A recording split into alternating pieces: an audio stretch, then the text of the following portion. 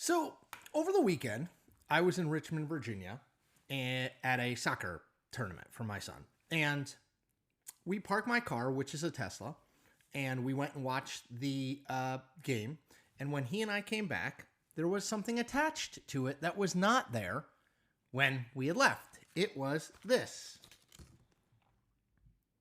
Someone had taped a sign, "Musk is a Nazi," to my car. Now, they obviously had pre-written this, or they have a bunch of them, right?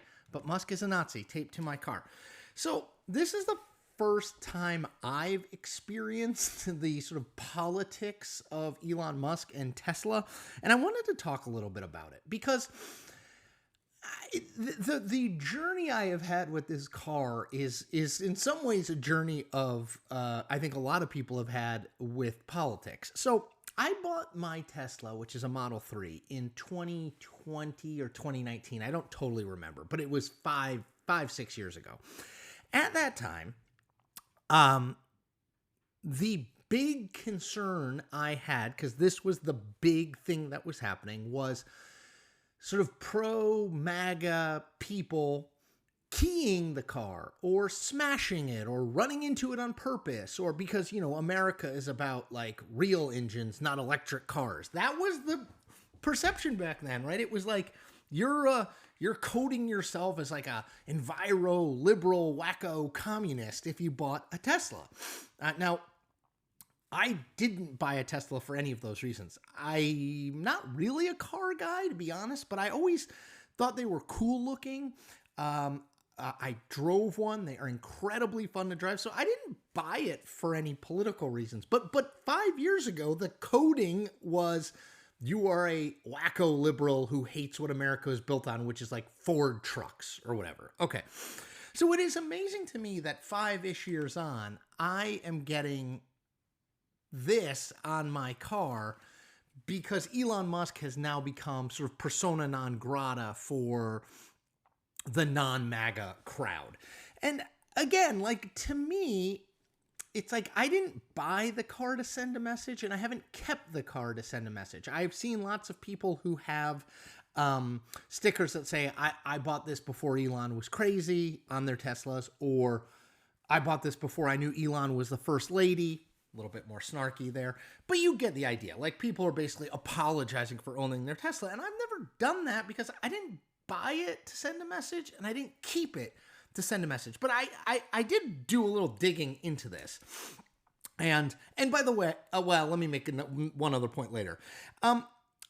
There's no question that Tesla has taken a huge brand hit since Elon has become more associated with Donald Trump. So Axios and Harris do a poll every year where they survey the top 100 like corporate brands and what people think of them. In 2021, Tesla was in 8th place out of 100. Really good. People really regarded it well. It had dropped to 63rd place out of 100 in 2024. And in 2025, it came out a week ago, 95th. So it's almost dead last in high-profile brands in terms of how people think of it. 95th. Okay, so this person, I don't think Elon Musk is a Nazi, but this person was not alone. All right. So it got me to thinking, and I was thinking about another thing that I've run into trouble with as a quasi-public figure, which is I really like eating Chick-fil-A. I think it's delicious.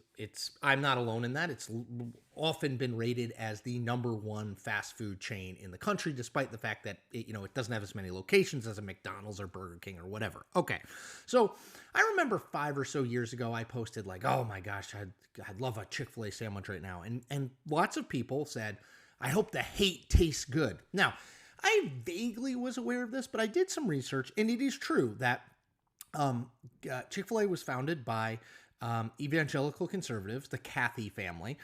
In the past, some of them have made comments about gay marriage and other things. In the past, they critical of gay marriage. In the past, they have donated to groups that have anti-LGBTQ views. I will say a couple things about that. Number one, in 2019, Chick-fil-A basically suspended all donating to any group with historic anti-LGBTQ statements or tendencies, okay? They said they were going to focus on poverty and inequality and those sorts of things, all very good things. Number two, the Chick-fil-A brand is not in the dumpster in the way that the Tesla brand is. It is number 26 in that Harris Axios interactive poll. Pretty good. Top quarter of all major companies. And I guess this gets me to this broader point that I just want to raise. I don't necessarily want to take a strong stance on it because I don't know. But my question, I guess, is does everything have to be political? I didn't buy a Tesla to support anyone or not support anyone. I don't think Elon Musk is going broke because if I sell my Tesla, or Elon Musk is, somehow validated in his political beliefs because 6 years ago I bought a Tesla.